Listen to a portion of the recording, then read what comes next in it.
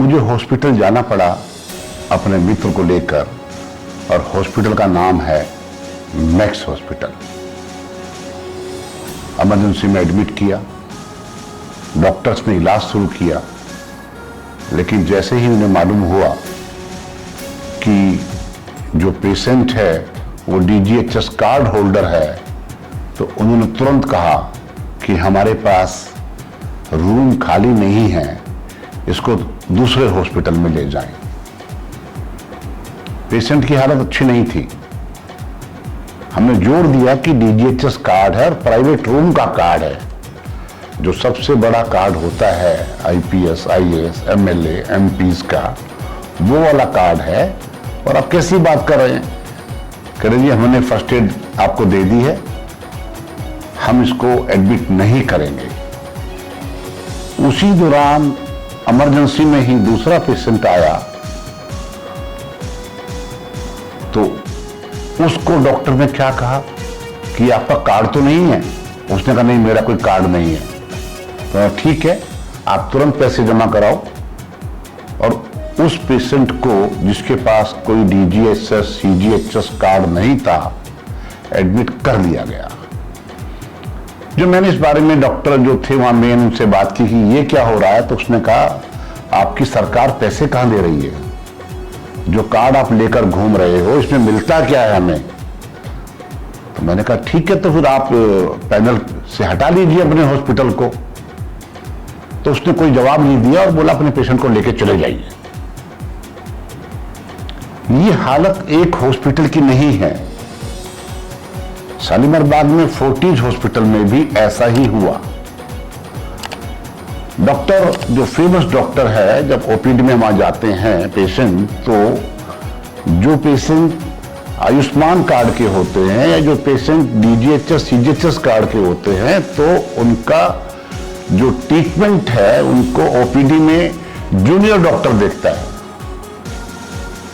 सुरेंद्र सार्थक हमारे मित्र हैं, जब वो अपनी वाइफ के साथ फोर्टिज हॉस्पिटल पहुंचे और उन्हें कहा कि मेरा इलाज तो सीनियर डॉक्टर चल रहा है, तो यदि आपका इलाज सीनियर डॉक्टर से चल रहा है तो आपको पैसे जमा कराने पड़ेंगे।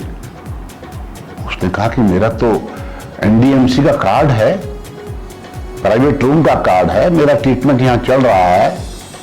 लेकिन डॉक्टर नहीं माने, बोले कि आपको यदि सीनियर डॉक्टर को दिखाना है तो आपको 2000 रुपए फीस जमा करानी पड़ेगी।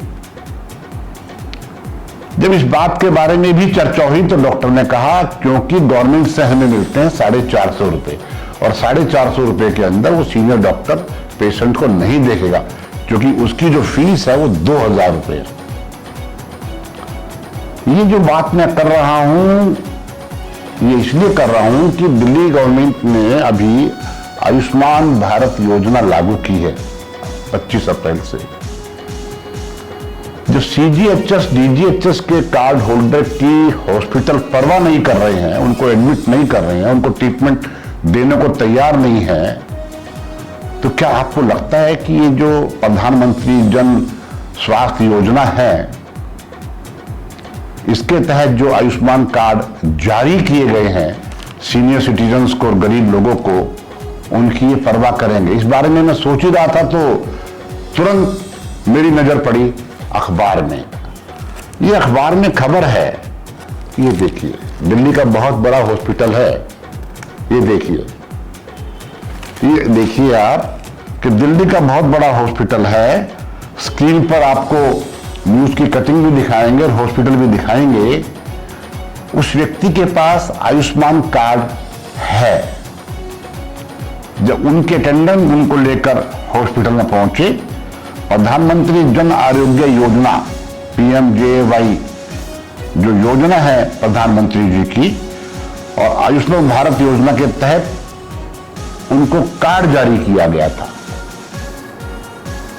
इस हॉस्पिटल का नाम है बालाजी एक्शन हॉस्पिटल, जो कि पश्चिम बिहार में है।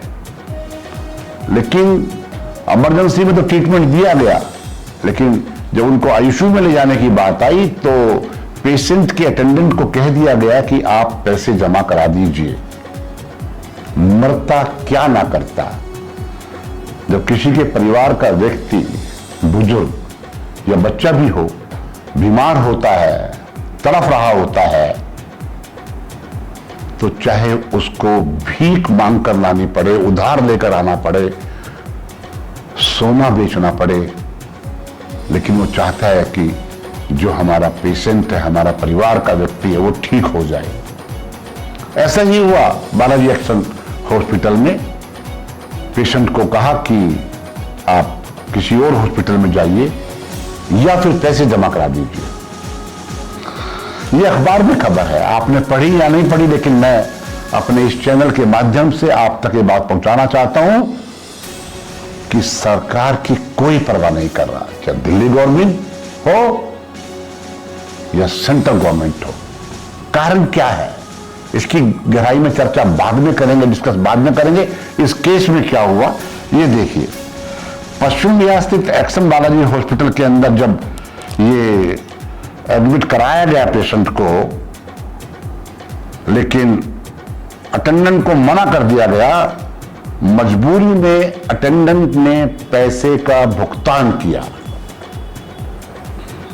उनको ये कहा गया कि बाद में शायद पैसे वापस मिल जाएंगे, अभी तो आप जमा करा दीजिए। यदि आप चाहते हैं कि आपके पेशेंट का ट्रीटमेंट हो तो आप पैसे जमा करा दीजिए। पेशेंट के अटेंडेंट ने पैसे जमा करा दिए। पेशेंट 2 दिन वहां रहा। जब पैसे को रिइंबर्स की बात की गई तो हॉस्पिटल की अथॉरिटीज द्वारा साफ मना कर दिया गया कि आपको पैसे नहीं मिलेंगे। उन्होंने कहा हम आपकी शिकायत करेंगे। बोला जो आपसे होता वो कर लो, हम आपको पैसे वापस नहीं देंगे। हॉस्पिटल का बिल चुकाने के बाद उनको लगा कि यदि हम चुप बैठेंगे तो बाकी जनता का क्या होगा। उस पेशेंट के अटेंडेंट ने पुलिस को बुलाया, पुलिस को कंप्लेंट दी, और ऐसे मामले में माफ करना, पुलिस भी कोई खास कार्रवाई करती नहीं है, क्योंकि हॉस्पिटल के मैनेजमेंट की जो लोकल थाना होता है, पुलिस स्टेशन होता है, उसमें पूरी सेटिंग होती है, क्योंकि वो उनका इलाज करते हैं। जब समय आता है तो उनकी सिफारिश को मानते हैं, इसलिए पुलिस ने कोई कार्रवाई तो नहीं की, लेकिन एक कंप्लेंट ले ली। जब पुलिस की तरफ से कोई कार्रवाई नहीं हुई और हॉस्पिटल ने पैसे वापस नहीं किए, आयुष्मान भारत योजना की बात कर रहा हूं मैं, मजबूरी में उन्होंने हिम्मत दिखाई और वो चले गए Delhi high court. Delhi high court को उनके वकील ने बताया, जो घटनाक्रम था सारा समझाया, तो जस्टिस रजनीश कुमार गुप्ता ने, जो कि माननीय जज साहब है, पूरे मामले को जांचा, परखा, और सेंट्रल गवर्नमेंट और स्टेट गवर्नमेंट के जो हेल्थ मिनिस्ट्री के जो ऑफिसेज हैं कंसर्न, उनको और बालाजी जो एक्शन हॉस्पिटल है उनके सुपरिटेंडेंट को नोटिस जारी कर दिया, और सुनवाई अगले महीने होगी।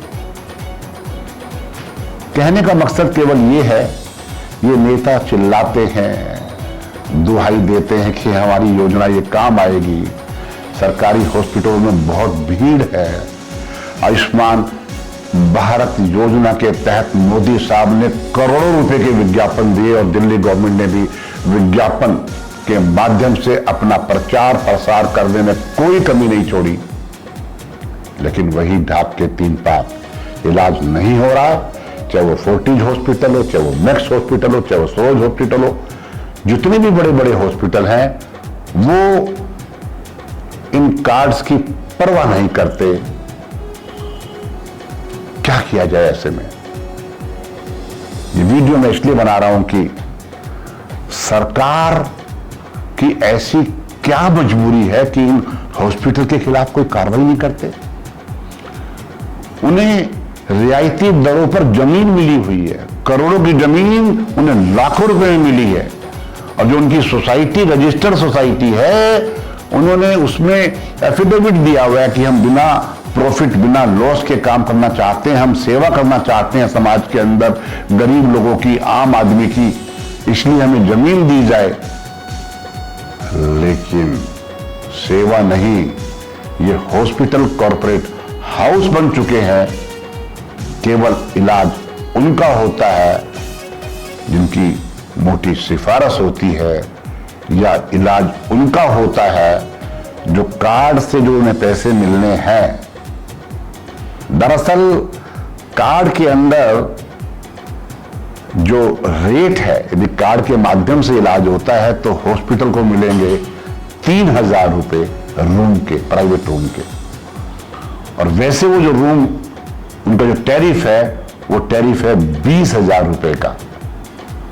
तो वो लोग बिल्कुल भी गरीब लोगों का, आम लोगों का इलाज नहीं करते हैं, केवल वही इलाज करते हैं जिनके अंदर उनको फायदा हो रहा हो, जिस तरह के इलाजों के लिए भीड़ कम हो। और वो इलाज के दौरान भी जो उनके सीनियर डॉक्टर होते हैं, स्पेशलिस्ट होते हैं, वो ऐसे पेशेंट को नहीं देखते, क्योंकि उनका कहना यह है कि सरकार हमें देती क्या है। तो मेरा आग्रह है दिल्ली गवर्नमेंट के मुख्यमंत्री रेखा गुप्ता से कि उनके ही एरिया में है ये मैक्स हॉस्पिटल और ये फोर्टिज हॉस्पिटल, क्या वो कोई कार्रवाई करेंगी? क्या वो इस प्रकार का कोई अध्यादेश जारी करेगी कि सीट होने के बावजूद भी जब पेशेंट की भर्ती नहीं होती है उनके इलाज में, प्राइवेट हॉस्पिटल में इलाज को मना कर दिया जाता है, केवल मेडिक्लेम वालों को मौका दिया जाता है इलाज करने का, या उन लोगों को जो पैसे जमा कराते हैं। आज की वीडियो में बस इतना ही। आप इस वीडियो को अधिक से अधिक शेयर करें, अपने कमेंट भी जरूर दें कि क्या इसका रास्ता निकल सकता है कि एक आम आदमी का इलाज आयुष्मान भारत योजना के तहत दिल्ली के हॉस्पिटल में हो।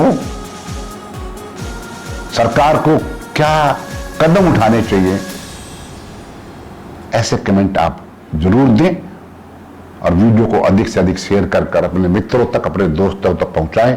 ऐसा मेरा आपसे आग्रह है। आपने इस वीडियो को देखा, आपका बहुत बहुत धन्यवाद।